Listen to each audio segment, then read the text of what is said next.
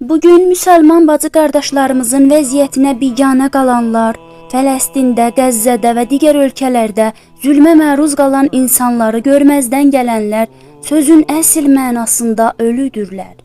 Bəli, qəlbləri, ağıl və düşüncələri, ruhları ölüdür. Bütün bu yaşanan qətliamları törədənlər, bu cinayətkarları dəstəkləyənlər və elə də onları seyr edənlər kimlərdir? Bu insanlar həqiqətən də qəlbsiz, ruhsuz, duyğusuz və bütün bəşəri insan hisslərindən yoxsul olanlardır. Bugün bizim vəzifəmiz bəs nədir?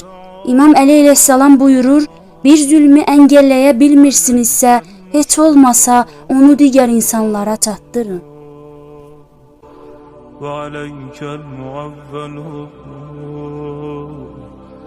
في الشدة والرخاء